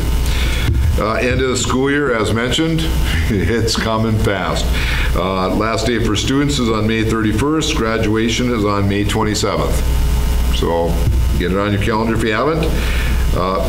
We'll be putting a committee together that we gather that information on safety. Now that's going to go to a committee that we'll put together to review and go over our emergency procedures. Along with that line, we've continued to have some discussions on where it's best to have the main entrance into our building. You know, we thought down at the other end, there's some things that we're talking about, examples with the buses and stuff that we need to get figured out before we go any further down that way. It could be that we talk about it and decide that the emergency committee that we're putting together will help get some input on that. I'm trying to set up a meeting with our police chief and our administrative group and our transportation people to talk about the buses. No matter where we put those buses, other than where they're at right now, causes some issues when they go out into the old 23. So before I go any further with that, and it could cost us some dollars because if I put it on hold, aluminum has jumped immensely, but I'd rather do it right the first time. So we're going to probably slow that process down a little bit till we have time to meet and have a good discussion to make sure that we do it right. As mentioned by Lori, Minnesota comprehensive exams are done. That's always a good piece to get done, and we're continuing to work on our budget. More to come on that, of course, at the end of May and start of June for next year's budget and how this year's budget we believe will end. So that's all coming down as we get to the end of the year. Questions for me? A lot going on right now. Quick one on the MCAs. You know, a lot of times now we wait till August or whatever when they release all that stuff, and then we react. But many times when I visit with the instructors here, they kind of know. They can get some individual information from that. Yeah, can react to a little faster, so that when the kids actually come to register, maybe we have potential things that could arise. Do we even ask the instructors what they think? We get that. Don has an idea of how the school overall has done. Okay. So we're already starting to get some of that information out. We can't do any comparisons to anybody else or anything else, but... Don't even care. But we have so much going on in here. Yep. I think our staff knows more about what's going on. Well, I just want to make sure we react, that we don't get the MCAs or hold off doing it until we get that report. We get some of the information now, and we'll use that as well as we can as we start to plan for next year. We get some of we get preliminary results that we don't, so we can see those that right away, but we don't get the detailed reports. But even now, the teachers that see the results of how their students did, it gives us a chance to look back a little bit. Perfect. At what we've done, not diving too much into the data, because really the further away that the data is from the changes you want to make, the less effective the data is. So MCA data is okay, but it's not, of all the data we look at to drive our instruction, MCA data isn't as important to us as our leading benchmarking that we do in the progress monitoring. So we look at the MCAs as a whole, but we don't necessarily delve into into it as much as we would with our other data.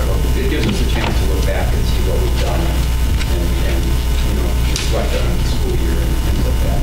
Well, it seems like if we went from paper to on computers where analysis would be done really fast, yet they still hold it off politically until the thing fair. Yeah, it just turned to politics after we got all done with it. Our kids don't have to play politics. We want to just make sure we're doing the best thing. Part of what the preliminary results is, if there's a question on the 5th grade math that 90% of the state of Minnesota got wrong, they'll look at that question and they may throw that question out because it was worded wrong or something. So the preliminary results can fluctuate just a little bit. And it doesn't take many students in a school our size to make a big difference. So sometimes those percentages can be very misleading. You know, my true belief, as Dave had mentioned, and I think Lori would also agree, there are so many more things to an education for students. I think it's too bad that it's all come down to just those test scores without considering everything else that we do. Last thing I want to add is just paper use. You know, they talked about the one-to-ones. We ordered half the paper that we have in the past. And you had a dollar figure for that at one time, do you remember? Yeah, that one I'd have to relook at, but I think Garrett and I could probably sit down and give you some information on. I think I've paid for a lot of the computers. Garrett said he has it. I know, I calculated for the newspaper last week when I talked to them. This year compared to last year at the same period, we're down about $25,000 worth compared to the year before. As of last week. That's huge. That's a huge number. Yeah, the staff have done a wonderful job. And a lot of that is from over in this building. As we go more one-to-one in the other building, if they get more devices, we'll see that impact over there also. So we'll keep moving on with our plan for everything. Well, the one-to-one that these computers last for 3 years, or whatever your time frame is, you're going to multiply that savings times 2 years. That's the dollars that came back on this. And it seems like it probably is a good investment altogether, just from dollars and cents. Yep, I think it's been a good thing. It's certainly, having a Chromebook isn't the answer to all education. It's how you use it and what you add to it and all of that. It's just one more tool to use. Yeah. And I'll put a plug in for Gary and really Jonah and the principals, because they've really done an excellent job in moving this initiative forward and making sure that we're helping our staff have the skills necessary to move it forward. They really have done just an outstanding job. And our students have embraced it, as you can hear from them. It's been a good thing. Not the answer to the world, but I think I'm moving in the right direction. That's all I got, unless other people have things. Motion to adjourn. A motion from Lou and a second from Rick. Any other further discussions? Hearing none, all in favor signify by aye. Aye. Opposed, same sign. Carried.